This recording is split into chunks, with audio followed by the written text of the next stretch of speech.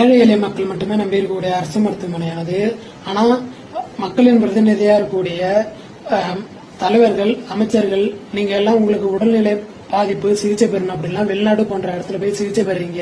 இது எப்படி இருக்கு அப்படின்னா, தமிழ்நாட்டில் அரசு மருத்துவமனை கட்டமைப்பு மற்றும் சிகிச்சை முறையில் நம்பிக்கை இல்லாததுனாலதான் நீங்க வெளிநாட்டில் போய் சிகிச்சை பெறணும்னா உங்களுக்கு வந்திருக்குன்னு நான் நினைக்கிறேன். இதை ஏன் நான் சொல்றேன்னு பார்த்துக்கிட்டீங்கன்னா, கல்வி மருத்துவமும் எல்லாருக்கும் சமமா கிடைக்குதா அப்படின்னு பார்த்தா கிடையாது. கல்வி மருத்துவம் ரெண்டுமே சரி, வறுமை கோட்டுக்கு கீழே உள்ளவங்க ஒரு இடத்த தேர்ந்தெடுக்கிறாங்க, அல்லது நடுத்தர மக்கள் ஒரு இடத்த தேர்ந்தெடுக்கிறாங்க, பணக்காரங்க ஒரு இடத்த தேர்ந்தெடுக்கிறாங்க. ஆனா தான் விருப்பப்படி எது வேணாலும் தேர்ந்தெடுப்பாங்க. அதாவது சாய்ஸுங்கிறது பணக்காரவங்களுக்கு மட்டும்தான் இருக்கு. ஏழை ஏழை மக்களுக்கு அரசு பள்ளி, அரசு மருத்துவமனை, இதுதான் நிலைமை.